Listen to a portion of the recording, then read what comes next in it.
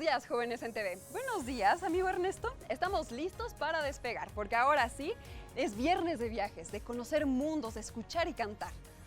Eso sí, Dilmara, si se trata de conocer y reflexionar, ya estamos todos apuntados. Hoy, Jóvenes en TV está más que interesante. Desde la conciencia histórica hablaremos de las megaciudades, en particular de Río de Janeiro, su crecimiento desmedido, problemas y posibles soluciones. Un capítulo de Etnomúsica con Rodrigo Bartra. Y después entenderemos cómo es que escuchar música y cantar beneficia nuestra salud física y mental. Pura vida saludable. Regresamos con Diario de Viaje y enseguida algo que parece difícil pero no lo es. Finanzas personales, ahorro, inversión, consumo y planes financieros con base en nuestras metas de vida. La tecnología como herramienta de empoderamiento y participación ciudadana a través de video streaming. El especialista Álvaro Rivero nos explicará. Tendremos un interesante viaje con el capítulo de Agenda Verde. Desarrollo sustentable, proyectos de rescate ecológico, medio ambiente, pasando por Isla Isabel, Chiapas y Azcapotzalco. Y para empezar, como que ya no tenemos 9 planetas. No te enojes, así es la realidad. Hablaremos de clasificación de planetas y planetas enanos, como Plutón, y de quién pone los nombres a los planetas. ¿Cómo que planetas de enano? Anímate, va a estar muy bueno. Aquí en Jóvenes en TV. ¡Comenzamos!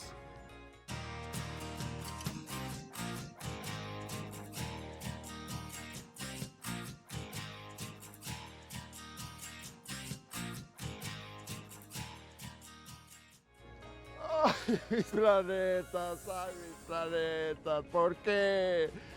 ¿Por qué? ¿Por qué tú tan pequeño, tan lleno de vida? Bueno, vida, lo que se dice vida no es que tuviera tanta, pero de todas formas, ¿por qué? ¿Por qué? Oye, Ernesto, amigo, ¿estás bien? No, bueno, sí estoy bien, pero bien triste. A ver, ¿qué? A ver, ¿esto es un planeta? ¿Sí? No. Bueno, ya no. Es que era tan pequeñito, ¿por qué? Ya sé qué es lo que te pasa, Ernesto. Estás así por lo de Plutón, ¿verdad? Ay, pobrecito. No se merecía ser eliminado del exclusivo club del sistema solar. Ay, ya supéralo, Ernesto. Además, ni que lo hubieran destruido y ya no pudieras volver a verlo. Sigue ahí en su misma órbita de siempre. Lo que pasa es que por sus características, pues ya no se le considera un planeta. Pues sí, nada ha cambiado. Pues, ¿por qué lo tenían que echar de la lista de planetas del sistema solar, amiga? ¿Por qué? Ahí es donde te equivocas. Plutón es el mismo de siempre, pero lo que Mira, cambió mira. fue la clasificación que se utiliza para considerar un planeta como tal. Ya. Ay, ya, tranquilo, anímate. Acompáñame a escuchar lo que nuestros invitados nos van a hablar sobre este y otros temas interesantes sobre los planetas. ¿Sí? Hola, ¿qué tal? Estamos con el doctor Mark Jiménez Roland, quien es filósofo de ciencia y es profesor de la Universidad Autónoma Metropolitana. Mark, ¿cómo estás? Hola, muy bien, mucho gusto Ernesto, ¿cómo estás? Mucho gusto, gracias por tu tiempo, muy bien. Mi primera pregunta es, ¿a todos nos generó conmoción esto de que nos enseñaron que había 9 planetas y de repente que ahora son 8? Platícanos qué onda con esto.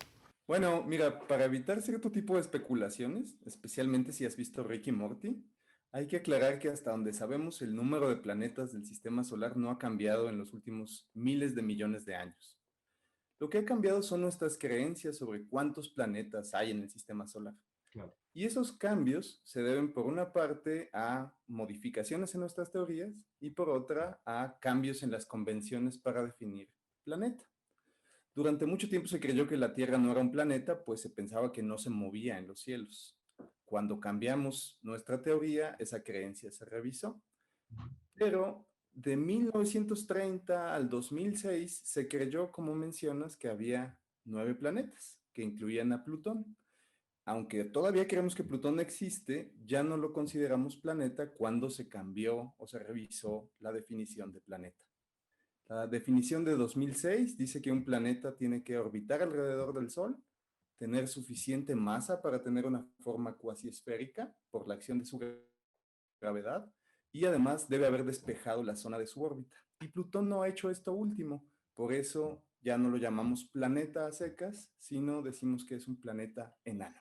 Enano, exactamente. ¿Y cómo definían a los planetas las antiguas civilizaciones?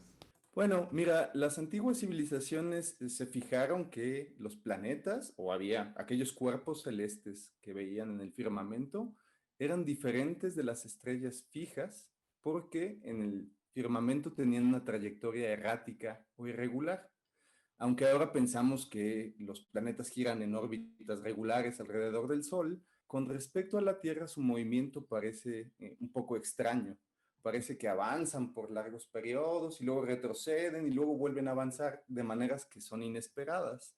Es por eso que ellos los llamaban planetas, no por su composición o su tamaño, sino por su tipo de movimiento.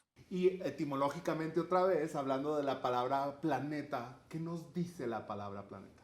Bueno, la palabra también esta la heredamos del griego, como muchas otras, y etimológicamente planetae significa vagabundo o errante, y este término estaba precisamente asociado a su movimiento que parecía irregular. Muy bien, muy bien. Y ahora, hablando de los nombres que les asignamos a los planetas, una vez que ya los definimos, ¿de dónde vienen? ¿Cómo es que le ponen los nombres a los planetas? Bueno, mira, los nombres actuales que tenemos para los planetas provienen de divinidades romanas. Mercurio, Venus, Marte, Júpiter, Saturno, son nombres de dioses romanos. Estos nombres, de algún modo, los heredaron de los griegos. De hecho, los griegos ya les habían asignado nombres parecidos de su panteón, de sus dioses, ¿no? Ah, perfecto. Eh, Hay planetas que están como fuera del sistema solar, ¿no? Y que se descubren también, ¿no? ¿Cómo es que podemos nosotros descubrir planetas que están fuera de lo que normalmente conocemos aquí adentro? Bueno, mira, hay algunos planetas del sistema solar que no son observables a simple vista, no se ven como puntitos en el firmamento. Dos de ellos se descubrieron ya muy tarde, hasta el siglo XIX, Urano y Neptuno, siglo XVIII y XIX. Y los planetas extrasolares se han descubierto usando instrumentos mucho más complicados todavía, ¿no? Y viendo variaciones en la luz que emiten las estrellas. Mark, me interesa mucho hacerte esta pregunta. Si tú en algún momento descubrieras un planeta, puede ser dentro del sistema solar o un exoplaneta, ¿qué nombre le pondrías y por qué? Bueno, mira, supongo que todavía está la esperanza de encontrar planetas en nuestro sistema solar. Para esos, yo creo que valdría la pena encontrar algún nombre que fuese fácil de recordar para conocer a nuestros vecinos cósmicos, pero yo personalmente preferiría que no fuera el nombre de una divinidad, aunque tampoco quisiera que tuviera un nombre extraño como el del hijo de Elon Musk, aunque los nombres para los planetas extrasolares suelen ser curiosos, así, mezclas de cifras con letras del alfabeto. Sí, les ponen como letras, números, como si fueran códigos, ¿no? Exacto. Quizá estaría como más natural ponerle el nombre como de, como les ponemos a los fenómenos naturales a veces, ¿no? El apellido de alguien, el que lo descubrió, o no sé, de la escuela en la que estudió, algo un poco como más normal, ¿no? Bueno, supongo que eso sería una cosa muy personal, pero yo creo que los nombres de las divinidades estaban asociadas a características de los planetas, ¿no? Por ejemplo, Júpiter, Zeus, es muy grande, como se suponía que esa divinidad lo era en el panteón de los romanos, ¿no? Entonces, para los planetas del sistema solar, yo creo que algo que nos diga un poco sobre las características del planeta, ¿no? Esa sería mi decisión. Entonces, habría que ver cómo es el planeta para saber qué nombre le conviene. Exacto, para que las características matchen, ¿no? Tengan sentido. Mark, por último quería preguntarte, hay muchos chavos de preparatoria que nos están viendo en este momento. Si alguno de ellos se le encendió este interés, ¿no? Por la filosofía de la ciencia, ¿tú qué le recomendarías ahorita que está en la preparatoria? ¿Qué le recomendarías que estudiara, que leyera o que eligiera de carrera profesional para la universidad? Bueno, yo creo que la curiosidad por estas preguntas profundas acerca de la ciencia es muy natural en todos, independientemente de a qué nos dediquemos. Creo que hay gente que en algún momento de su vida, en una etapa muy temprana, dice, yo quiero dedicarme a esto y pues creo que deberían perseguir esa inquietud. Hay mucho que hacer ahí y son preguntas muy fascinantes. Y lo más recomendable creo que es acercarse precisamente a los textos donde estas inquietudes han sido ya destiladas por personas que entienden muy bien estas cosas. Hay muy buenos manuales de filosofía de la ciencia, los aliento a que los consulten, son muy interesantes. Y si tú finalmente pudieras hablar contigo mismo cuando tenías 17 años y estabas terminando la preparatoria, ¿qué consejo le dieras? No lo sé, creo que en retrospectiva uno puede pensar, debí haber hecho esta otra cosa, pero pienso en mi vida desde entonces y me ha gustado. Creo que es un aspecto de mi vida en el cual no haría muchos cambios, en a qué me dedico. Hay otras cosas que sí hay que poner en perspectiva. Que se aviente, que siga adelante, que se enfoque en lo que quiere, ¿no? Exactamente. Bueno, Marc, qué gusto platicar contigo. Muchas gracias por tu tiempo y nosotros continuamos en Jóvenes en TV. ¿Ya ves? Te dije que la charla iba a ser súper interesante. El origen de los nombres de los planetas es todo un tema. Elemental, compañera. Bien merece que nos detengamos un poco para platicar sobre algunos de ellos. Por ejemplo, ¿sabías tú que Mercurio se le conocía en la antigüedad como el planeta saltarín? ¿Y eso? O sea, como orbita muy cerca del Sol, su movimiento es aparentemente errático y confuso. Parece que va dando botes así como de aquí para allá. Los griegos lo llamaron Hermes, nombre del consejero de vida, porque parecía que llevaba mensajes entre los planetas. Después los romanos lo tradujeron a su nombre actual. La historia de Venus es muy curiosa también. Como aparece en el cielo 2 veces, al amanecer y al atardecer, los pueblos antiguos pensaban que se trataba de 2 planetas diferentes.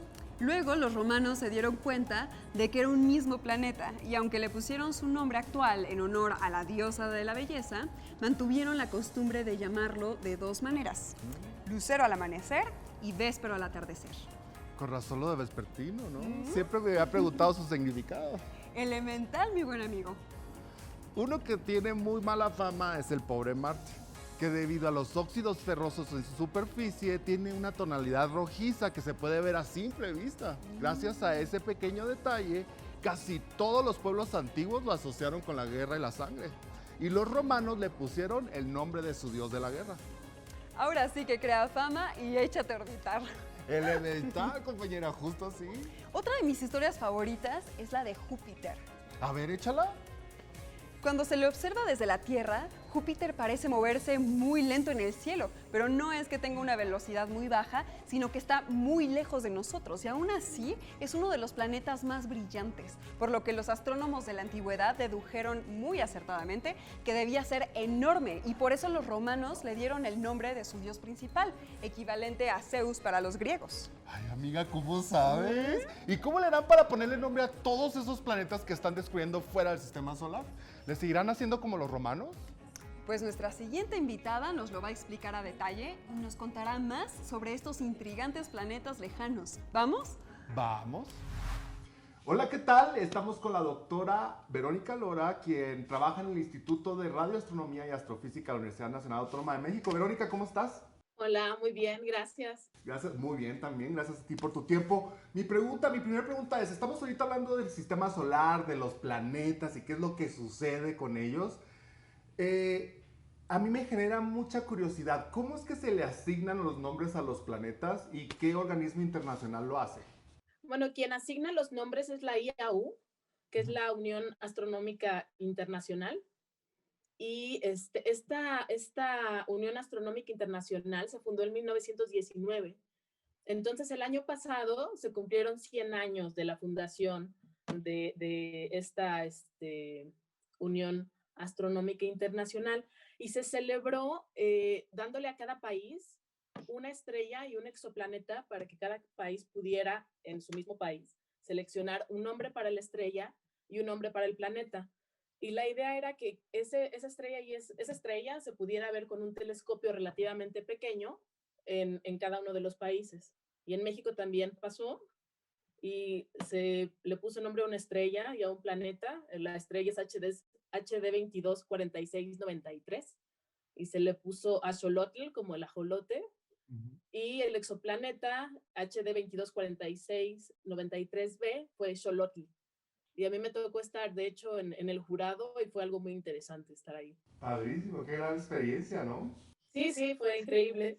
Y justo hablando de los planetas, ya ves que hay mucha controversia. O sea, uno se pone a buscar en el internet y entonces en mis clases, ¿no? De física, a veces nos dicen como que hay 9 planetas y luego nos dicen que ya nada más hay... ¿Qué está pasando con la cantidad de planetas en el sistema solar? De hecho, lo que pasó es precisamente la IAU, la Unión Astronómica Internacional de la que te hablo. En 2006 hubo una votación para definir lo que era un planeta. Entonces, bajo esa definición, quedaron los planetas Mercurio, Venus, Tierra, Marte, Júpiter, Saturno y Urano. Y Plutón quedó como un planeta enano.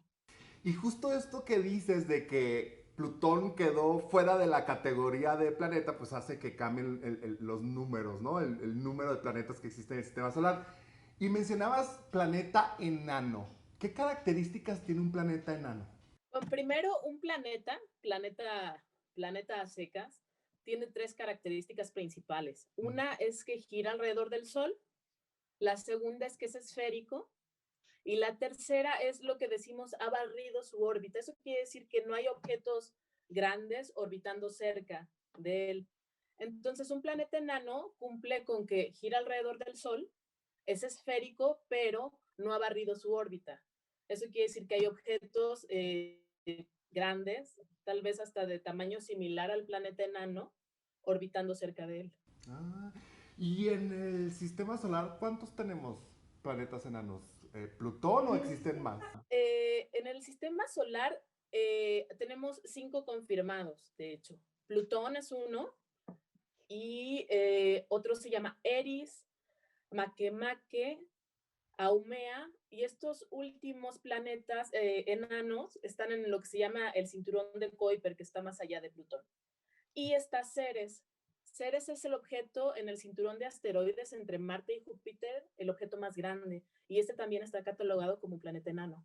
Los candidatos, pero tienen que ser como revisados, ¿no? Y estudiados, y hasta ahorita estos 5 son los que están clasificados como planetas enanos en el sistema solar. Oye, qué interesante porque, y entonces mi pregunta es, si hay 8 planetas y luego está Plutón que es enano y hay otros 4 enanos, ¿no? ¿En algún momento en nuestras clases nos podrían decir que hay 13 planetas en el sistema solar contemplando todos los enanos? Claro, hay ahora una subcategoría, vamos a aprender los planetas y luego los planetas enanos. Bueno, el conocimiento nos hace ver otros nuevos horizontes, ¿no?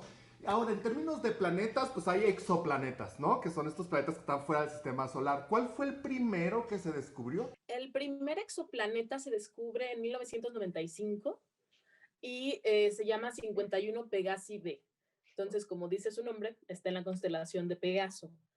Y este primer exoplaneta que se descubre, lo descubrió Michael Mayer y Didier Queloz, y de hecho ellos ganan el Premio Nobel de Física en 2019 por haber descubierto el primer exoplaneta, ¿no? Y eso empieza toda la revolución y toda la búsqueda de exoplanetas. Doctora, ¿cuántos exoplanetas más o menos se tiene calculado que existen? Hasta el año pasado se tenía la cuenta de 4,000 exoplanetas confirmados como tales, pero todavía hay miles que están esperando corroboración. Y algo importante aquí es que en 2017 es cuando se descubre el primer sistema planetario con 7 planetas tipo Tierra. Es algo muy importante. Sí, y esto lo pudieron, de alguna manera lo descubrieron, lo pudieron observar o lo pudieron, ¿cómo fue que se descubrió? Sí, este sistema planetario se descubre con Kepler, es un telescopio, y ahora en 2018 se lanzó el telescopio TESS, que está solamente enfocado a descubrir planetas. De hecho, el año pasado descubrió sus 3 primeros planetas. Ay, padrísimo. ¿Y este organismo internacional del que hablábamos al inicio de esta entrevista es el mismo que se encarga de asignarle el nombre a los exoplanetas o esos ya son más como dependiendo de quién los descubra? Es también quien se encarga, y de hecho fueron quienes convocaron a ponerle nombre tanto a la estrella como al planeta aquí en México. Entonces es la misma IAU la que se encarga de eso. Padrísimo. Finalmente, Verónica, si tú pudieras ponerle el nombre a un planeta que tú descubras, ¿qué nombre le pondrías? Pues yo descubrí un planeta, yo tengo una hija y se llama Emilia, así que seguramente le pondría Emilia, y si tuviera un planeta le pondría como su muñeca que le puso Valentina. Emilia Valentina, se oye astronómicamente interesante. Verónica, te agradezco mucho tu conversación, tu tiempo y nos vemos muy pronto y nosotros continuamos en Jóvenes en TV. Pero para ponerle nombre a un planeta, pues primero tienes que encontrarlo, ¿no? Es elemental. Y nuestro siguiente invitado nos va a hablar de una herramienta tan importante como los mismísimos telescopios. La estadística. El día de hoy tenemos como invitado al doctor Octavio Arizmendi Echegaray, del Centro de Investigación de Matemáticas e investigador de probabilidad estadística. ¿Qué tal, doctor? Buenas tardes. ¿Qué tal? Buenas tardes. Muchas gracias por la invitación. ¿Nos podría platicar el día de hoy qué estudia la probabilidad? Bueno, el objeto de estudio de la probabilidad es en sí el azar, es decir, fenómenos que presentan cierta aleatoriedad. Y entonces para esto se utilizan herramientas matemáticas para calcular la probabilidad o posibilidad de que algo ocurra. Y esto nos permite tener decisiones informadas. ¿Y cuál es la diferencia entre la estadística y la probabilidad? Déjame contestar esta pregunta con un ejemplo. Digamos que tenemos 100 estrellas y de estas hay solo 3 que se llaman sistemas planetarios, es decir, que son parecidas al sistema solar. Y entonces yo podría saber con probabilidad que la probabilidad, si agarro una de ellas al azar, la probabilidad sería 3 sobre 100. Ahora, la estadística lo que hace es, si yo, digamos, puedo observar 10 de ellas y noto que de las 10 de ellas solo hay una, entonces la pregunta es, ¿qué puedo inferir acerca de la observación? Y entonces digamos que la estadística hace análisis deductivos, mientras que la probabilidad hace análisis deductivos. ¿Y qué es un muestreo? ¿Y cuál es como, qué beneficios da hacer el muestreo? O sea, un muestreo, digamos, es un estudio que se hace muy cuidadosamente para seleccionar, digamos, de una población un subgrupo pequeño, y lo que permite es estudiar la población puede ser estrellas, lo que sea, y tener información de toda la población. Y entonces las con toda la población sería muy caro, y hacerlo con poca población es mucho más barato. Entonces, por ejemplo, o sea, sí es importante hacer un buen muestreo porque si no la información es sesgada o lo que sea. Entonces esto, por ejemplo, de hacer llamadas, si no se hace bien, pues se llega a una conclusión equivocada. Por ejemplo, actualmente ya se han descubierto miles de planetas, pero ¿cuál podría ser la probabilidad de seguir encontrando más? Pues la respuesta así directa sería que la probabilidad es 1 o 100%, digamos, en lenguaje informal. Es decir, con cierta probabilidad, con certeza, vamos a seguir descubriendo más planetas. Yo creo que una pregunta más adecuada sería ¿con qué frecuencia vamos a seguir haciéndolo? Y aquí es donde entra la probabilidad y la estadística, en donde tendríamos que predecir, por una parte, qué tantos planetas se encuentran a cierta distancia de la Tierra, y por la otra, digamos, la curva de aprendizaje o el avance tecnológico que permite tener búsquedas más amplias. Entonces, estos dos frecuencias o factores son los que se calculan con probabilidad estadística a partir de muestreo a través del tiempo. Y ya para terminar la entrevista, ¿podrías decirnos qué nombre le pondrías a un planeta si pudieras descubrir uno? Bueno, si me preguntas a mí, muy personalmente, a lo mejor te diría el nombre de mi mamá, que es Lilia, o el de mi esposa, que es Sandra, pero, digamos, como probabilista, a lo mejor se me ocurrirían nombres como Bernoulli, Kolmogorov o Laplace, que fueron los fundadores de la teoría.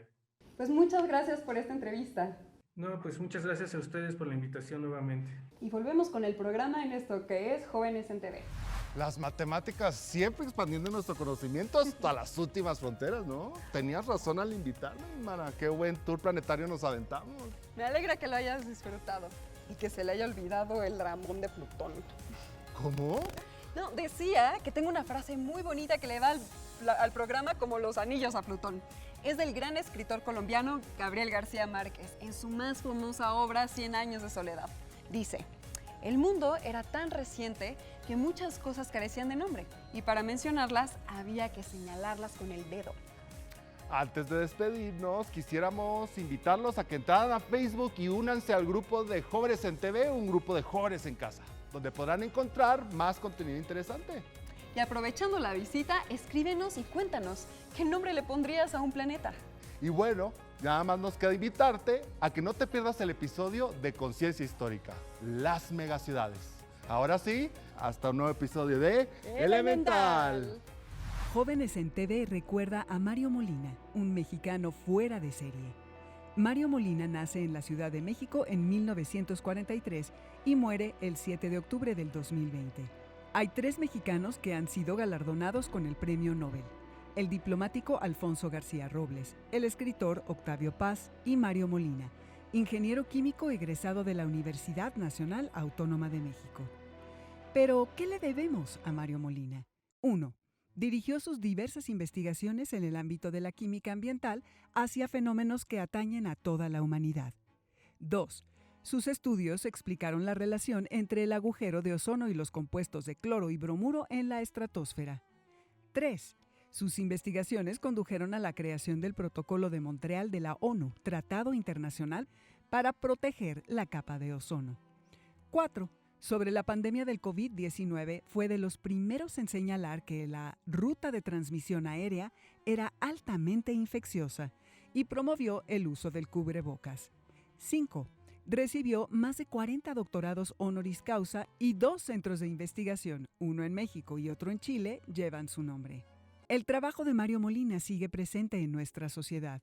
Uno de sus legados más importantes es el Centro Mario Molina, dedicado a encontrar soluciones prácticas, realistas y de fondo a los problemas relacionados con la protección del medio ambiente, el uso de energía y la prevención del cambio climático, a fin de fomentar el desarrollo sustentable.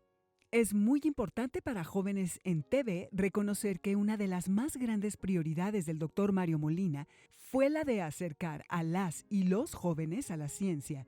Le interesaba motivarlos para hacerse preguntas que ayuden a transformar su entorno.